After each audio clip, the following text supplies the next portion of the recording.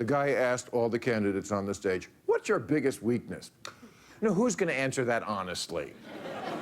Wouldn't it be awesome if they did, if they had truth serum before? I put my personal ambitions before the good of the country. It's Sunday morning on CBS, and here again is Charles Osgood.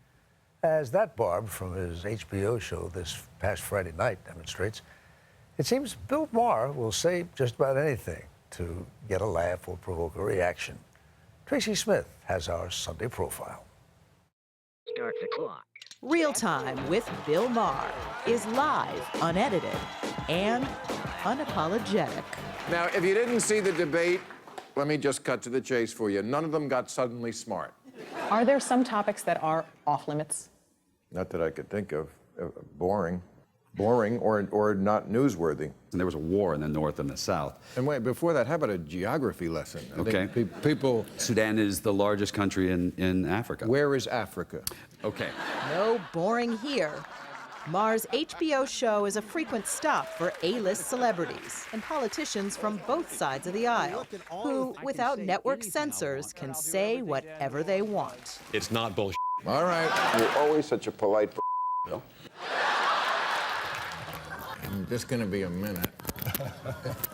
There you go. Maher is an outspoken liberal atheist, and if you've never heard him say something you might find offensive, just give him time. It's under here. Just know that it's there. Oh, you got me with your imaginary friend. Does it bother you that there's a large chunk of America that doesn't like you? Well, it's funny that you say that. I'm so aware of that. But it's a little like being the president. Everywhere the president goes, he's in the presidential bubble. And mostly what he sees are people who are breathlessly excited to see him. You don't see the hate on a day-to-day basis, and I don't either.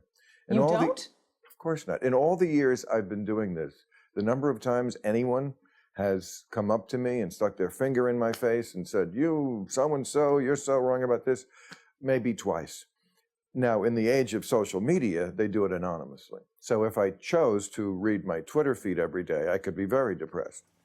Instead, he seems to be enjoying life as a confirmed bachelor. When you're single, you just have to consult with yourself. And I'm always agreeing with me. What do you want to do now, Bill? I want to watch TV. And maybe after 10 minutes, I'll get bored with that and I'll start reading. And then I'll go back to TV. You know, maybe I'm just too spoiled in my own autonomy. But that's how I was drawn. For the record, William Maher Jr. was drawn in 1956 in New York. His mom was Jewish, but he was raised Catholic, like his dad. What was going to church like for you? Horrible. Catholics go to catechism, which was religious training, and that's where the nuns taught me all about love by beating it into us.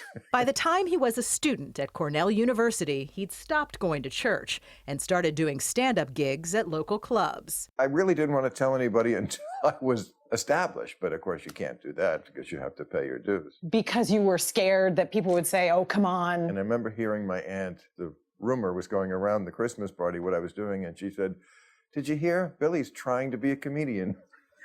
Oh dear. And that word "trying," you know, just hit me like, wow, but she's right, I was trying. We used to go into confession, and I would bring a lawyer in with me. And he kept trying. In an early appearance on The Tonight Show, he turned his Catholic and Jewish upbringing into a punchline. Bless me, Father, for I have sinned. I think you know Mr. Cohen. Along the way, you were on The Tonight Show with Johnny Carson, what? Many More than times. 25 Something like times. that, So yeah. you must have thought, I'm doing something right. Yeah, I knew I was a stand-up that was well thought of, but that was a different era. Comedy became a thing right when I started, and everybody wanted to be a comic, and so it was very hard to stand out from the crowd unless you started doing your own show. How'd you get politically incorrect? Comedy Central was new. They needed product. They asked me if I had any ideas for a show. Get 4 people from different walks of life with different ideologies, different levels of intellectual quotient, and put it together as a delightful train wreck. And this is Politically Incorrect. Politically Incorrect premiered in 1993. Then, as now, his guest list was stunning. Jay came on. So did George and Jerry. My TV show, when we first did the pilot... You really need a plug at this point, Jerry. I would hardly call being on this show a plug, Bill. But anyway... The show, which moved to ABC in 1997, was doing well. Until 2001, when, in the week after 9/11, Maher said this. Staying in the airplane when it hits the building. Say what you want about it, not cowardly. Do you regret saying it? Absolutely not. It was true then. It was true on September 10th. It was true on September 12th. And it had nothing to do with criticizing America. But, you know, this was 6 days after 9/11. Affiliates dropped the show, advertisers ran for cover, and in May 2002, ABC pulled the plug.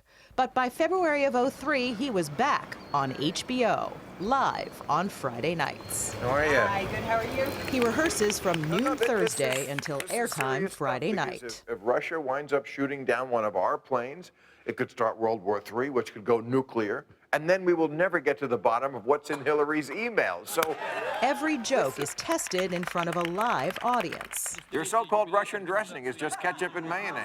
Like this translation of Vladimir Putin's UN speech. They say Russia is a fake democracy, but it's not like our two candidates are Stalin's wife and Lenin's little brother Jeb.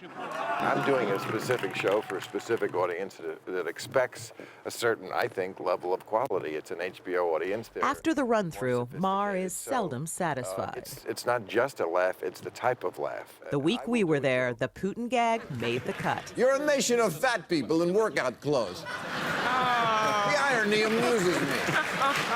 Do you regret anything you've said? I regret something I say every week.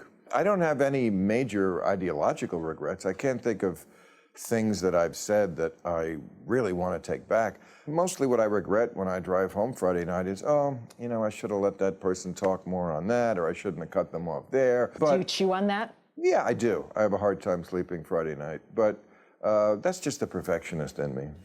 You're not going to shoot with me? No, I will, but you're going to laugh at me. Why? This will be comedy, Bill. For Bill Maher, being a perfectionist has paid off. Oh, look at this. His LA home has its own basketball court. Oh, she stopped me Yeah. temporarily. He's also a minority owner of the New York Mets, who just happened to be in the World Series this year. As far as investments go, they're not making any new baseball teams in New York City. It's a sound investment. Once again, Mr. Lucky. All right, tough guy. He also gave $1 million don't to think of re-elect it as a President diet. Obama in You should not- 2012. Look at this. This chick cannot miss. The secret to his wealth? Nice. I don't have stupid hobbies like other dumbass celebrities. I don't have 100 cars. I don't collect art or go to hookers or do cocaine or what are the other buy yachts and I mean the alimony. I don't have any of that. So the money piled up and I'm glad it did because that's what I spent it on. Because I remember saying to somebody, they were like, wow, you spent $1 million on Obama's PAC? I was like, not even the most expensive thing I bought this month. Haven't the good people of Transylvania been stereotyped enough? Remember, Drac Lives Matter. 13 years in, Real Time is still going strong. The last man your age to cause this kind of excitement, I gotta think, is Mick Jagger. Clearly, the man who's become a hero to the left has to be doing something right. Look at these two dummies taking a selfie at the pivotal moment of their wedding ceremony. There's a photographer standing right behind you.